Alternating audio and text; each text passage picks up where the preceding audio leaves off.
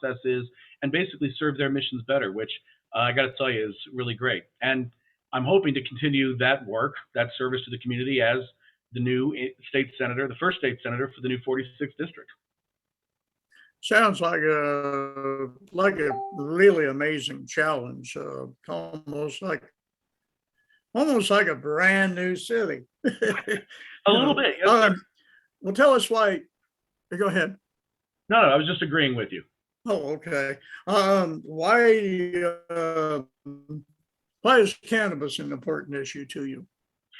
Because I think for several reasons. The biggest is the opportunities we're missing out on, but equally large is the lives that are being ruined, the resources that are being expended.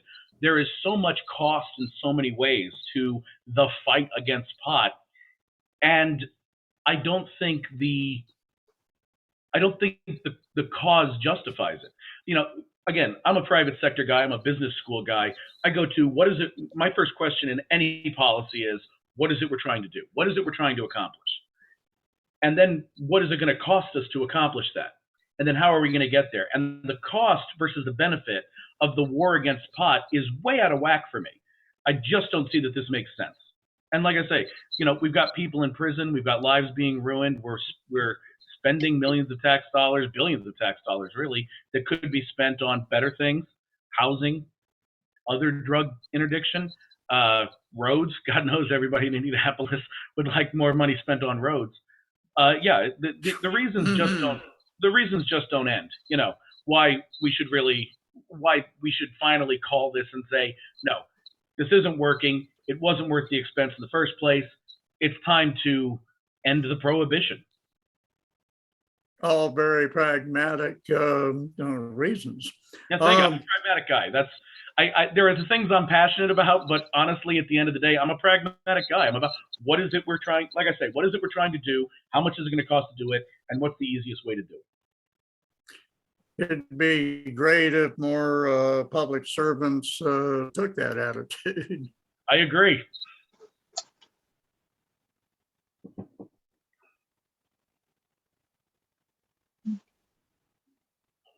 So how would you ensure that women and minorities have equality in the opportunities to establish legal cannabis-based business locally?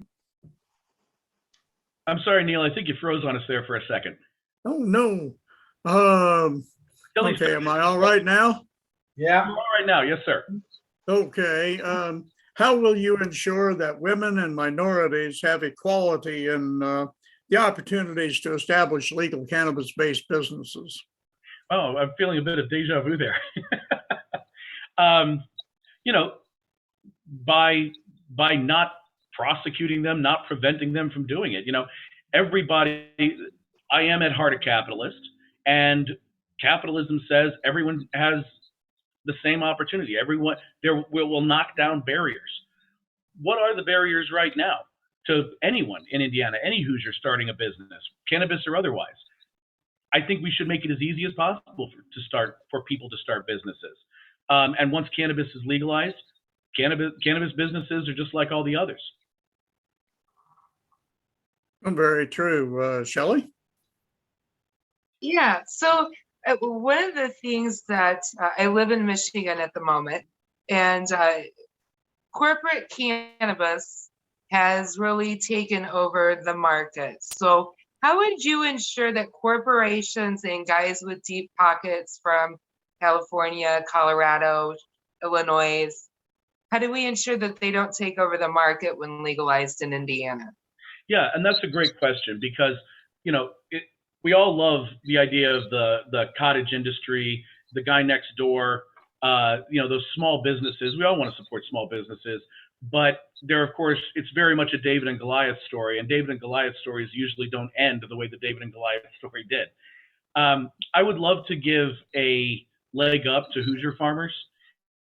We have to be very careful how we craft that because the federal government has been very clear that states don't have a lot of power to sort of tax their own residents differently than they tax outside businesses.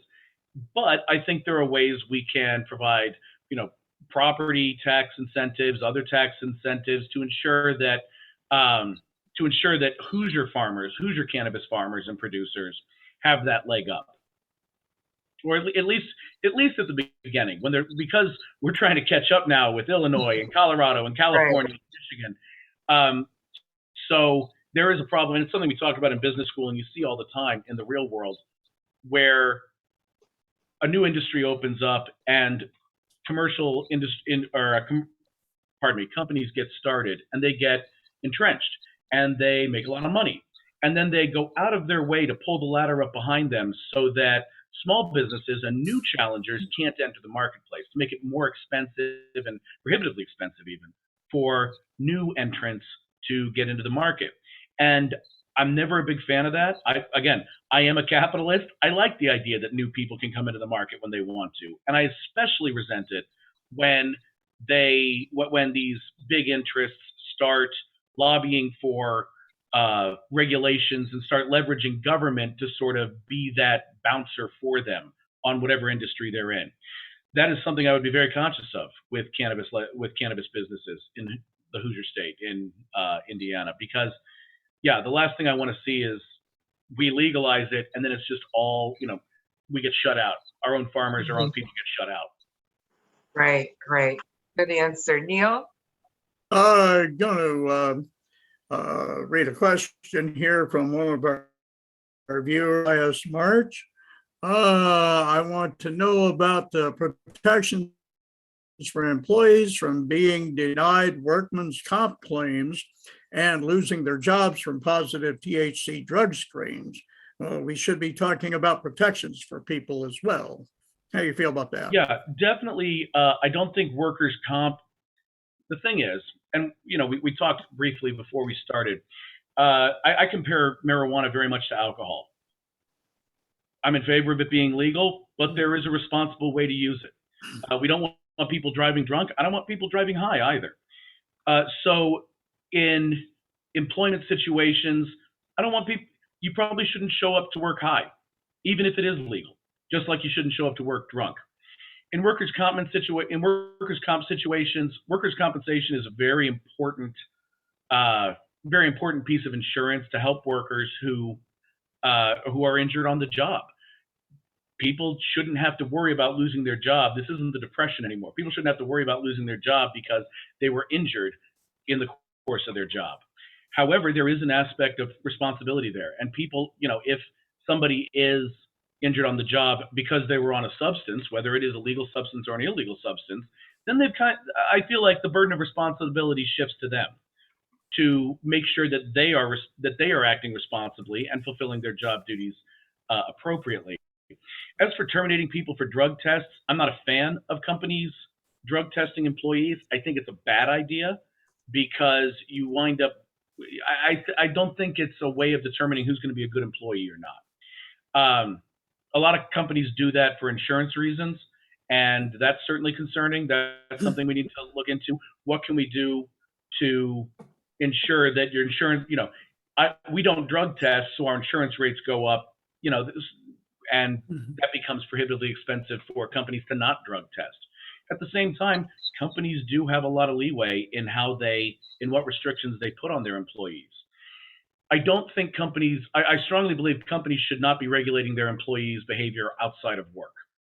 But on the job, companies, frankly, I would say companies can and should say, don't be high on the job, especially in jobs with a lot of responsibility. No one wants to be going under surgery and hear, what are we doing here? Oh, no kidding.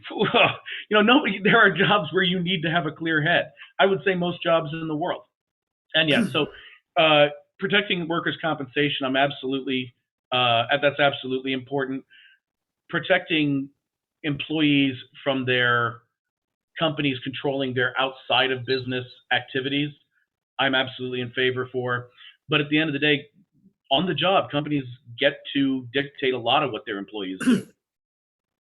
Well, the only problem with that is with a drug screen for cannabis, it can stay in your system for 30 plus days. So there's no way to tell. Let's say you wreck a forklift and you weren't high before work, but yet you smoked 2 nights before, even a month before. You're still going to show up dirty, whereas alcohol is out of your system within 12 to 24 hours, I believe. Sure. And that's some, that means that that's not a good test. And I think writing legislation that says, this test is going to test the guy's behavior for the last week or month or year, and using that as a determination for what happened in the last 12 hours is simply irresponsible. Writing a piece of legislation that prevented companies from denying claims or from using that as a determinant, I think would be a good idea. Also, if cannabis legalization happens here in Indiana, how would you determine the sales tax? That I'll be honest, I don't know. That's going to be a complicated conversation. I would like to have zero sales tax. I don't think that I would like to have zero sales tax on everything. I'd like to cut taxes as much as we reasonably can. I don't think that's terribly realistic. Right now, I remember when the sales tax in Indiana went from 6% to 7%. I wasn't a fan of that. But I think the same sales tax that's on any other product you buy. There are, you go to the grocery store, you're paying 7% on everything. You buy a new car, you're paying 7%. There are things, of course, that have an even higher sales tax on them, and I wouldn't be in favor of that because I'm a low tax guy. I don't think the government. I don't want the government taking a dime more than it absolutely has to. And if we do, we need to give it back. It's the people's money. The government doesn't get to just take it because we can, or because people can afford it, or because we justify it as, well, it's a vice, they don't need it, it's a fun thing, so we can tax it more. No, people get to have fun things, and the government shouldn't be penalizing them for that. That's right. You can buy a four-wheeler and not have to pay a fun tax. You know what I mean? Well, what's fun? What's fun for you is probably might not be fun for me. But I mean, it's just like I say, I really bristle anytime somebody in the government comes out and says, well, we should tax this to discourage it. Taxes shouldn't be used to try to control people's behavior. Taxes shouldn't be used for anything other than raising necessary revenue for the things that government does. And if we're taking a dime more than that, we're doing it wrong. Thank you. Jack? Yeah, Evan, what is the state's responsibility to those who are currently incarcerated for marijuana offenses? And once it becomes legal, what would you do with that? Pardons all around, and strong handshakes and apologies. I mean, it was interesting. I like comparing marijuana or cannabis to alcohol. I'm sorry, I keep saying pot and marijuana. I realize cannabis is the official term. There's about 25,000 names for it. That's true. That's very true. Once prohibition on alcohol was lifted, people were still in prison and served out terms because they broke the law when it was illegal. The fact that it was no longer illegal notwithstanding. I think when the entire country comes together, or a large majority of the country comes together and agrees that the laws were bad and stupid, and ill-informed, I should say. I shouldn't say stupid. That's a little judgmental, but I think it's stupid. But Stupid I'm in a friendly room right now. Yeah, stupid fits. Yeah, but when we say that, I think that to then we all agree that was a bad idea, but these guys are going to have to stay in jail because they still knew it was against them. No, I mean, yeah, cut them loose, absolutely. Excellent. Frankly, we shouldn't be locking people up for pot now, even when it is illegal. Yeah. Good point. Certainly Thank you, Evan. Certainly not the small amounts that people get busted for, Yeah. and go to jail for. It's ruining people's lives. It's wasting resources, and it's accomplishing what? I mean, that's what no one has been able to tell me. And like as Neil mentioned, I'm a pragmatic guy. I am entirely willing to be convinced that that there is some good being served by locking people up for pot. But we've been locking people up for pot for a long time, and nobody yet has been able to explain what that good is that we're serving. Evan, it's really great to hear you say that, because one of my contentions has always been, and questions we should ask any of the government officials is, why does it make sense? What the benefit to the state of Indiana from arresting people for possessing marijuana?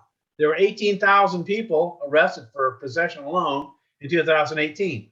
What benefit did the state get from that? Yeah. And you're the first person that's ever brought that up. And the thing that's bad is that no one ever asked politicians that. Nobody ever asked Governor Holcomb, why does this make sense? Okay? Yeah.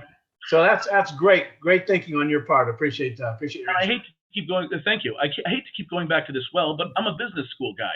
I remember getting into we run cost benefit analysis on things, on decisions. Mm-hmm. The government's not required to, and they really should be. I remember I got into an argument years ago with a guy, and I was saying just this: what's the cost? What's the benefit versus the cost? And he said, "So what? We should just run cost-benefit analysis on every law?" And I said, "Yes, of course we should. Yeah. Are we not already? Because that's scary." But some things can't be cost justified. You can't cost justify helping poverty people, okay, people out of poverty, and those kind of things. There are some things that you can't put an economic cost onto. Generally speaking, it's a good idea, but I think that when we talk about cost, we're not talking just about money. And when we talk about benefit, we're not talking just about money. There we go. As I mentioned, I used to work in housing programs, and you can put cost, but you can say, how much does it cost for people, even if we're just talking about money, you can say, how much does it cost for people to be homeless on the street? And how much would it cost to just buy up a bunch of apartments and put the homeless people in them? And you find out that actually the cheaper option is just buying property.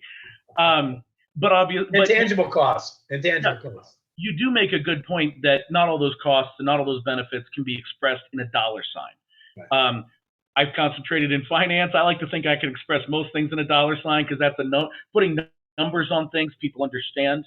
But at the same time, I think most people understand that locking a guy up because he was smoking dope in his mom's basement is to no one's benefit. And to a lot of us, it's to our cost. Excellent answer. Thank you. Great discussion. Very much so. Another question from Denise. How are you going to get the rest of the Republicans on board with all this? Yeah, and that's a very good question that I'm kind of still asking myself. We talked earlier, the biggest roadblock in the state Senate right now is Senator Mike Young from District, I should not have started that sentence unless I was certain, 34, 35? It's out there playing. Yeah, something like that. Senator Mike Young I met him. Speedway area. Yes, sir. I met him a few times. He's always been very nice to me. He's always been very polite and cordial, but he is currently the chairman of the Corrections and Criminal Justice or Criminal Law Committee. And the House has released any number of times, has put up marijuana legalization or even decriminalization or medical marijuana, different flavors of lightening our marijuana laws. And he has, it goes to his committee in the Senate, and he has shut it down every time. And I think that, one of the key skills in being a legislator is identifying who that person is. Legislatures are so often sort of arcane and mysterious. Laws seem to magically appear out of nowhere, and then they sort of go through a process. And if you can pin down one legislator long enough, they say, "Oh, well, that was other people," and this. I think the solution is to find the couple of people who are holding this up and sit down and say, "Why are you doing this?" And then, frankly, put it back on the voters, the folks in his district and the folks in other districts, and say, "This guy's the roadblock right now. Let's make him go on the news and defend it. Answer the questions that we're asking right here. Why are you fighting against this? What benefit do you think you're serving?" And put his name on it. Like I say, I don't want to call him. I don't want to call him ugly names because I don't think he deserves that. But I disagree with him very strongly on this. And right now, he is the big blocker on getting this done. He's not up for election until 24 either. That's true.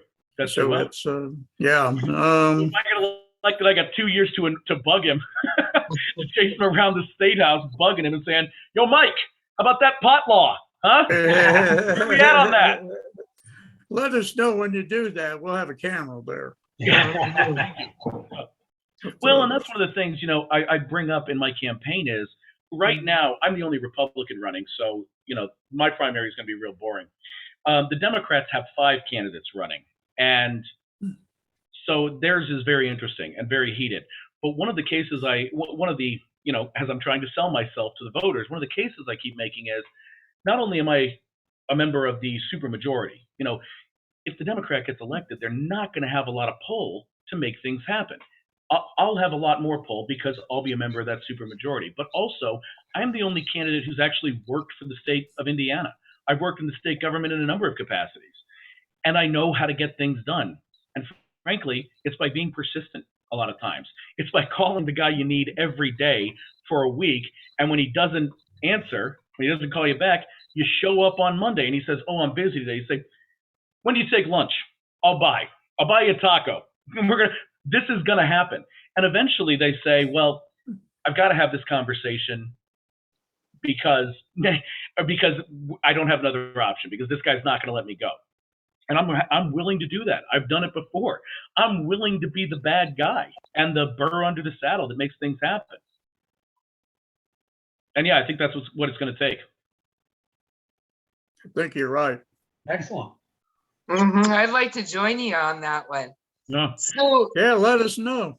absolutely. Come on For down to the sure. State House. We'll hang out. absolutely. So when we do get that perfect world in Indiana, how do we reintroduce the people that have been incarcerated, especially the ones that have been there for quite some time for a nonviolent cannabis offense?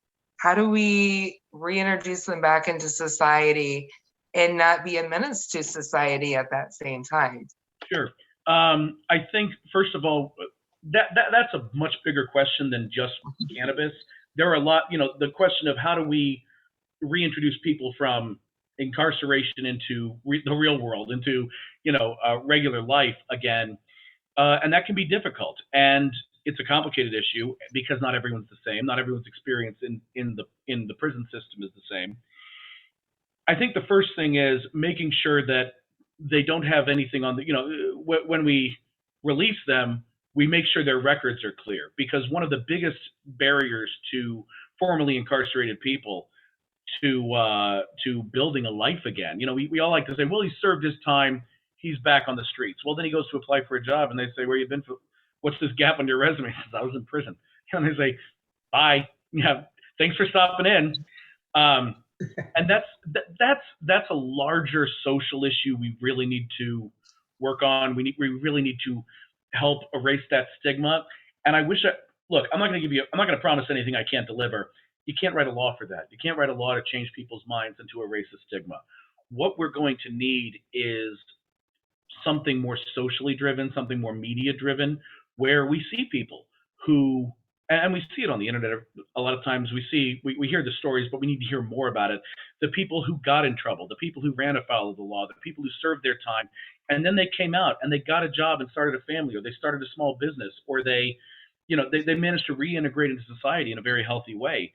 And frankly, I think we need real academic studies into that. Like, what's the difference between the guys who are walking around the revolving door in and out of prison and the people who did their time, got out, and were perfectly reformed? What's the difference there? And then that's a larger issue about prison reform. That's a lot larger than cannabis. That's a much bigger issue that should involve some people, frankly, who know more about it than I do, who are willing to do the research on that. Because at the moment, I don't have a solution. I don't have enough information. I don't think enough information is out there. But it's definitely a problem we need to address. We in this country have, we've never decided what we want to do with criminal justice. Do we want to punish or do we want to rehabilitate? Yeah. That decision has never been made. And yeah, it's an issue that actually could be on the way to being fixed with the legalization of cannabis. Perhaps. Yeah. And I go back to my main thesis. What is it we're trying to achieve here? We need to nail that down before we answer any other questions. What is the end goal of a prison system? And yeah, at the moment, I don't think we have one. I don't think we have three answers. I think we have a lot of different answers, and we've all sort of accepted it because that's the way it's been for so long. That of course you have prisons. Of course you lock people up. That's what's done. That's what's been done for centuries. I think, yeah, but lots of things were done for centuries until we thought of something better. Till we thought of something better. Oh, yeah, we lived in caves until someone invented the house, and we were like, oh, this is way better. We should totally be doing this instead. And so, yeah, I think that's such a big question. I really wish I had a trite 2-minute great political campaign answer, but the fact is it's just a big issue that, like I say, requires study, requires a lot of thought. What I'd love to see is different states doing different things, trying different things. so that we have a lot of different labs, we have a lot of different examples, and we can sort of pick and choose. Frankly, we ought to be looking into what other countries are doing. You know, not every good idea in the world comes from America. A lot of them, you know, we got some good ones. You know, that moon landing was pretty cool. Television, I think, is pretty great. The internet's pretty awesome. But we should be looking at what's being done. We should be studying more, and we should be, frankly, it's just going to take a commitment that's not there right now. It's going to take a commitment to doing better. And I think it's too easy for a lot of people to say, they're criminals, forget them. Right. Out of sight, out of mind. Yeah, well, I mean, but that's the same of addicts. That's the same of the homeless. That's the same of so many underprivileged and forgotten and ignored populations. And it's another one of those things that's a social thing that I'm not sure how we're gonna. I'll tell you one way we could do it is start letting felons vote again. Then politicians might care what they think. Yeah. You know. But like I say, that's such a big question. I'm sorry I don't have a better answer. That's okay. It's all right. It's complicated. Absolutely complicated. Neil? That was a good answer, Evan. I'm glad you espoused on that. Right now, bottom of the hour, we're going to pay a bill, and we'll be back with Evan Shearin, 40 District 46 Senate candidate. Republican, and we'll be back in just a little bit.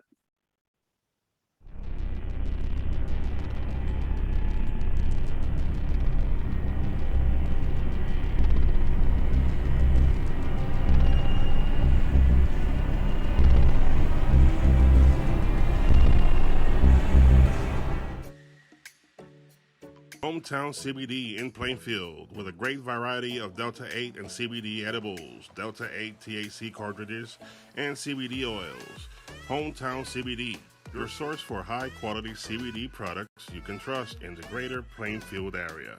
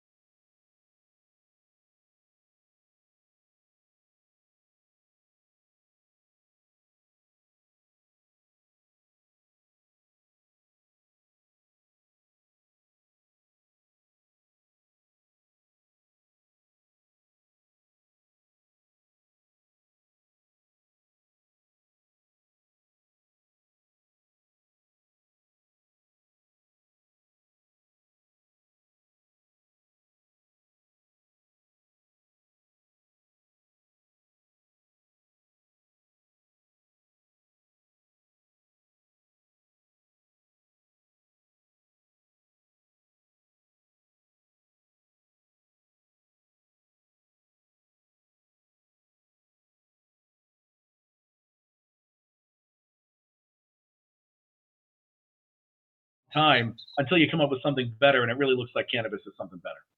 Yeah, Well, they, and you know, Evan, I helped open a dispensary here in Michigan, and the bulk of our customers that came in were people over 40 looking for pain relief. Yeah, and so many places they would go, the doctor would write them a script for, and I'm blanking on all the medication names now, but opioids. And Mhm. you know, there have been so many horror stories about the people who get addicted to opioids, and then they're taking 2, they're taking 3, and they go back to the doctor and they're like, well, it's another month, and then they're just white knuckling it through that pain. And I think, yeah, cannabis, which is I've heard it said that it's not addictive. I've known some people who would prove that wrong, or who their behavior might might argue against that. But yeah, just like I say, the medications we're prescribing now have such horrible side effects and are causing so many problems. If we can replace just some of those with cannabis-based drugs, what a benefit! How much better off would everyone be? And yeah, to your point, Brian, that's true of kids.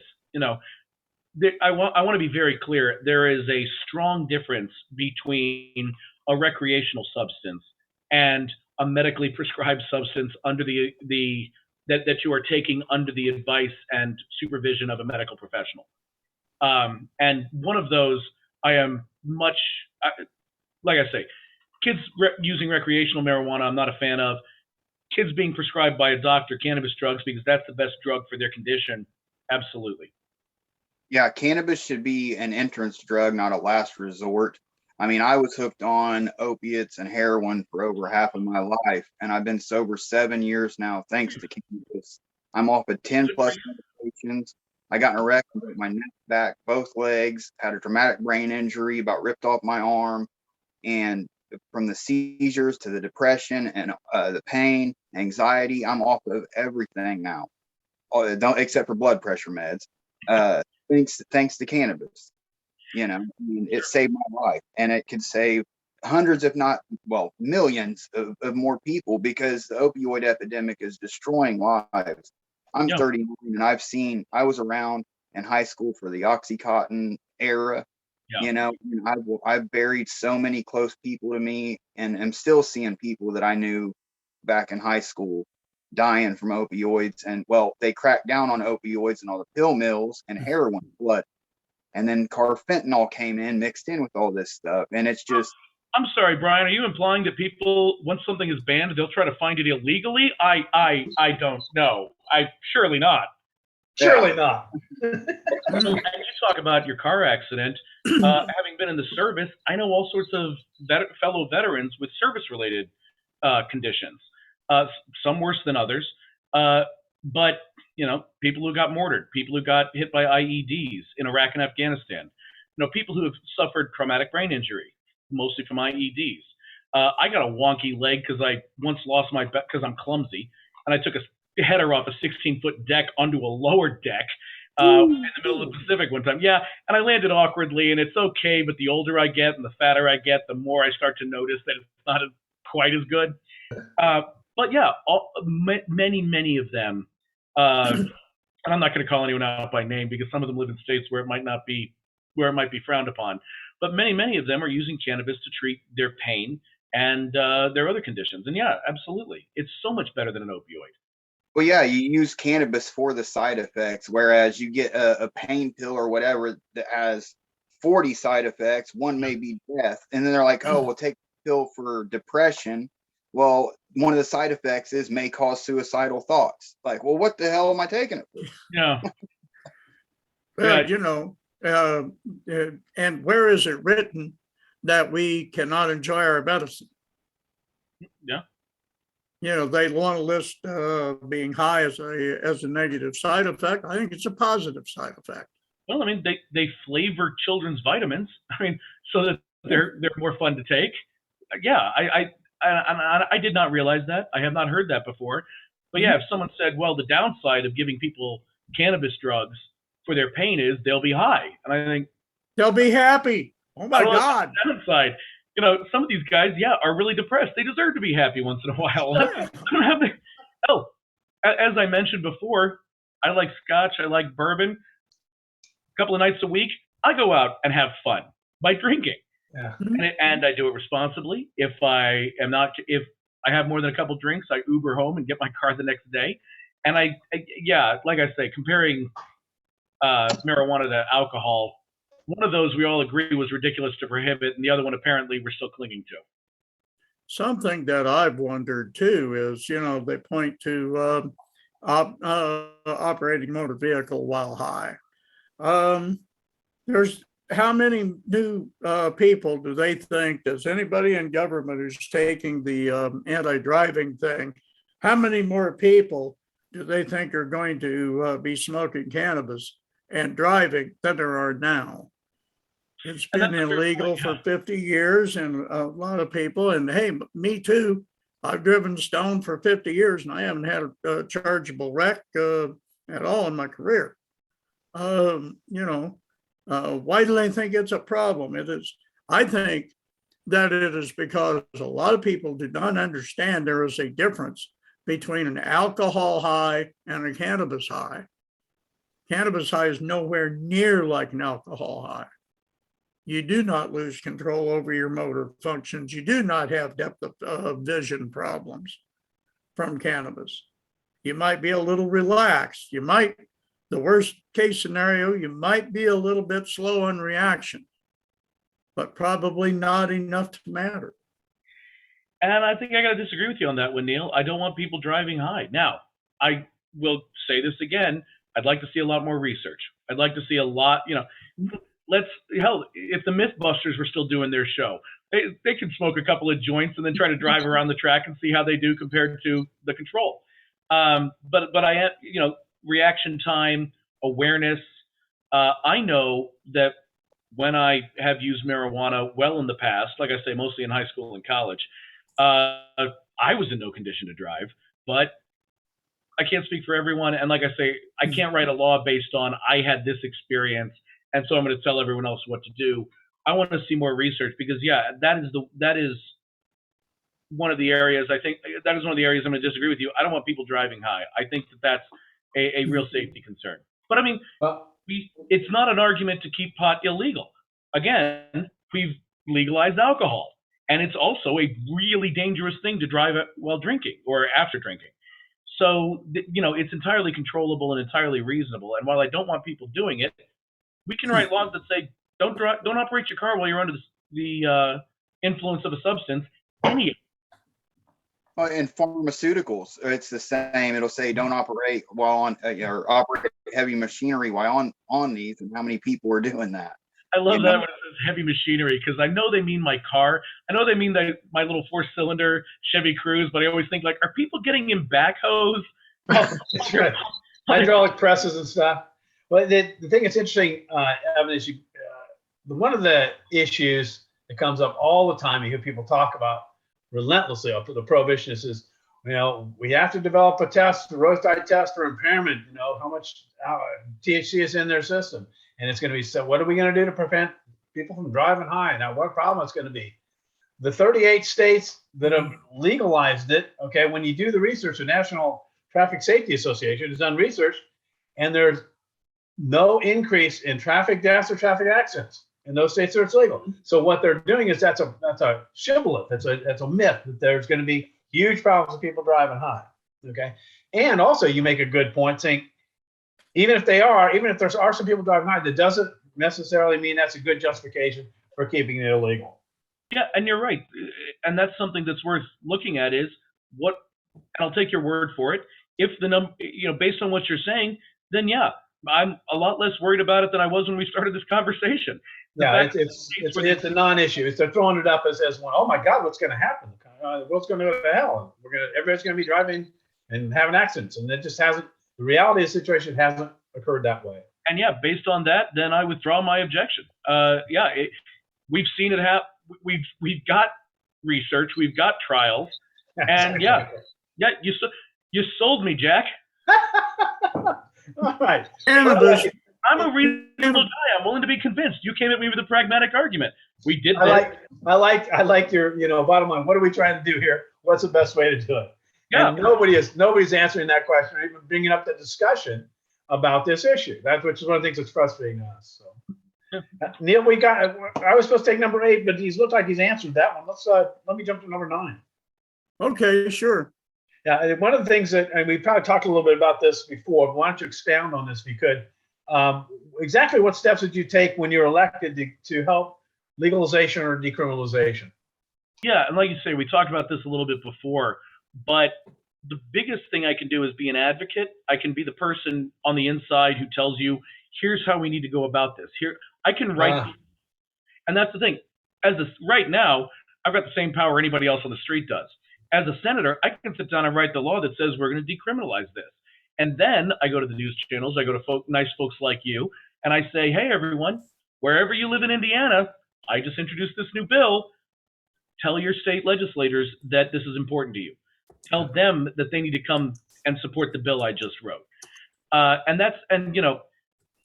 feel badly calling Mike Young out so directly, but at the same time, he's the big blocker. And that kind of, providing that kind of insight to the public, what's the old expression, sunlight's the best disinfectant? I agree.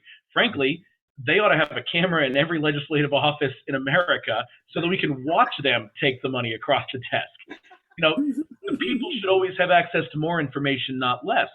And as a state senator, being in the room, being in the meetings, I can be the guy who, like I say, comes out to the public and says, okay, here's how we need to focus. Here's how we need to go about this.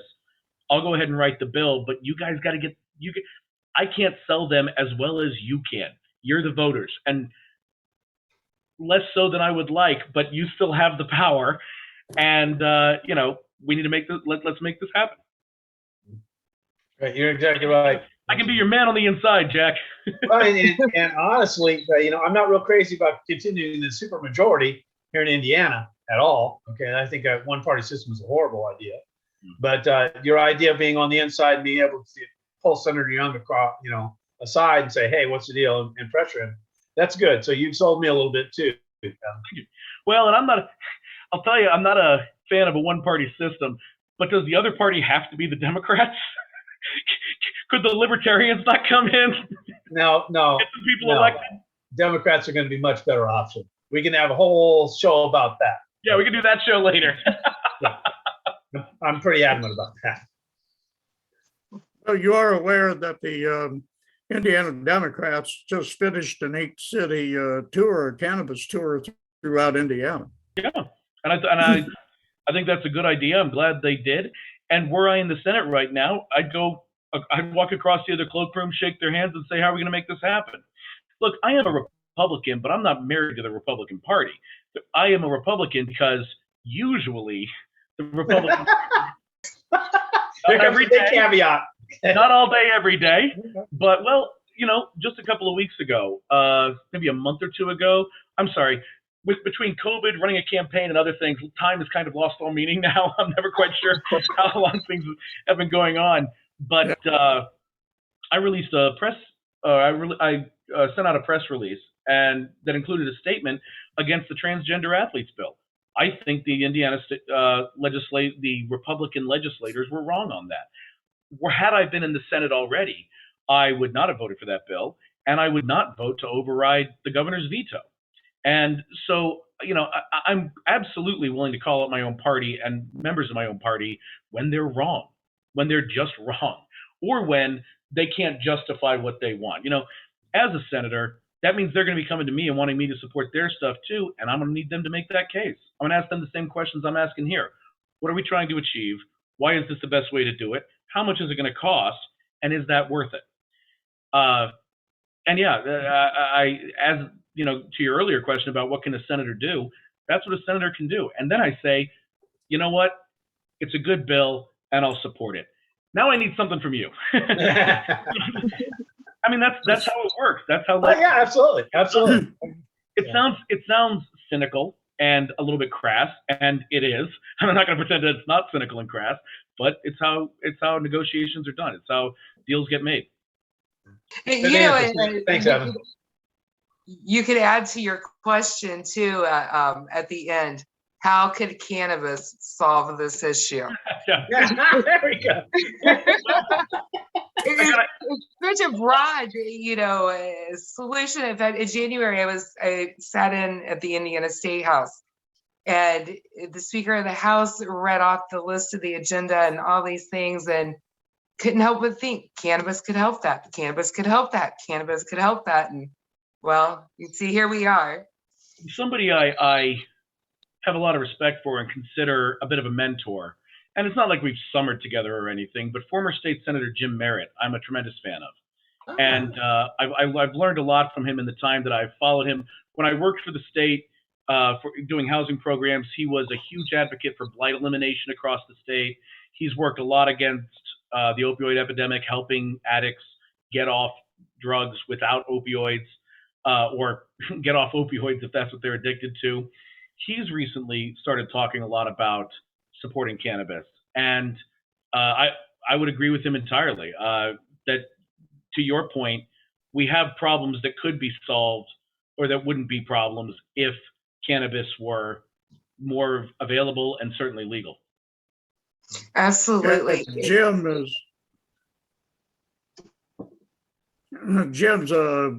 become a friend of Indiana Normal. In fact, we had billboards up during the session in 3 different locations with Jim's picture and his phrase, eat a gummy, use a gummy, not a syringe. Edible, not a syringe, I think is the hashtag. Edible, not a syringe, that's it. Yeah. So we I'm sorry I missed him, because he's one of those people who, if I said I have this is how I feel about it, and he said, you're wrong, this is how it is, I'd say, tell me more, because he's a wise man. He is well informed, and when he makes a decision and he takes a position, it's usually a very well informed position.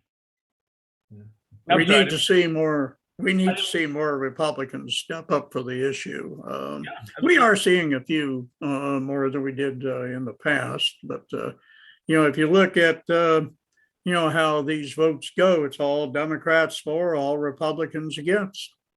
And I think from a strategic standpoint, I say with all my experience in state politics, I think from a strategic standpoint, once you get the farmers on board, a lot of those rural Republican legislators will come on board.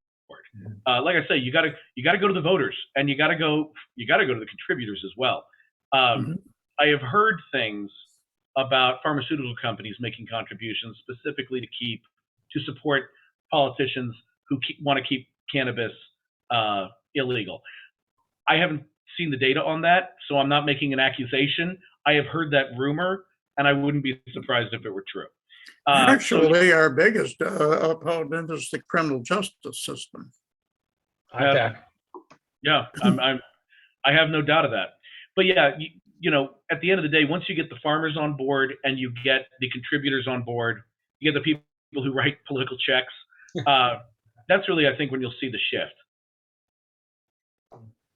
Well, let's hope that those checks get written then. We've got people sick and dying and need this medicine. Absolutely. It's not always easy for people to just pick up and run to Michigan. Yeah. Shelley, I believe you got a question, don't you? Or...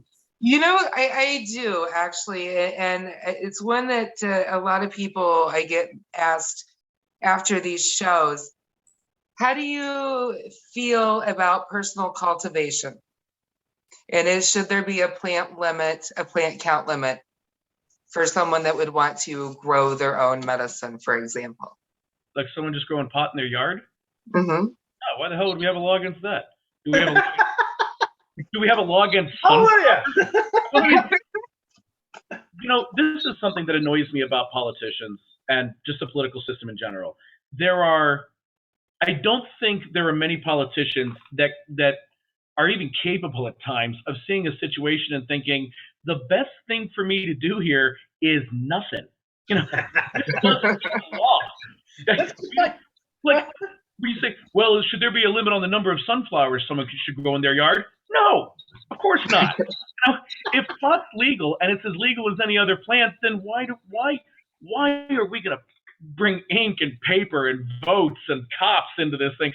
No, I'm sorry. I hate to be derisive, but no, I was honestly a little surprised by the question because it hadn't even occurred to me that we're going to legalize this, but then we're going to say, well, we're going to legalize it, but more than 5 or 6. No, like I say, we're not putting a limit on tomatoes or bell peppers or sunflowers. Why would we put a limit on that? What a tremendous answer. That's the best answer that any of our candidates have said. I think so. Yeah, I agree. I don't mean to be direct, but yeah, I keep hearing that I need to be more polished and I need to be a little bit more, yes, well, that's an interesting issue and statement. And I'm like, that's not who I am. No. I'm too bad an actor to pretend to be someone I'm not. We really appreciate your direct approach. That's excellent. Yeah. Excellent, Evan. Yeah, I've been doing this 50 years, and well, let's just say that Republicans are not always my favorite people. But I'm glad to see that you're taking a reasonable approach on that. We're just about out of time here, so we got 3 more minutes, and I'm going to ask you to. What do you think? Do you think we're going to make it legalization? Oh, I think we'll get there. Like I say, it's going to take a while because we're going to need to get those rural representatives and senators on board. And we're going to need to make the case to rural people who are, I started to use the word conservative, and I don't mean politically conservative. I mean conservative in the sense that, in sort of the Newtonian sense, where an object at rest tends to stay at rest. Inertia. Yeah, inertia, exactly. Where the people who are very comfortable with the status quo and don't really see a reason to alter it. Those are the people we're going to need to sell. And frankly, I think it's not going to happen tomorrow. It's not going to happen next year. I think it'll happen in the next 5-10 years. 10 years easily, because what's going to happen is all those kids come in who have smoked marijuana, who have experience with marijuana, who know that it's not the demon drug that the old movies used to tell us, the reefer madness type fear mongering, and they'll say, and then that's where we'll be able to make that case that this is really expensive. This is we'll be able to make that cost benefit case to them. The benefits of busting and arresting and keeping keeping cannabis illegal are very, very little, and the costs are extremely high. That's very true. Evan Shearin, we certainly appreciate your being on our program. Evan is again running for Indiana State Senate at District 46 as a Republican. And that's it for another edition of Cannabis Conversations with Candidates. We're brought to you by Hometown CBD in Plainfield. If you're registered to vote, please do so. It's your patriotic duty. On behalf of Jack, Shelley, Brian, and all of Indiana Normal, we bid you a good night. Good night. Thanks so much, everyone. Really appreciate it.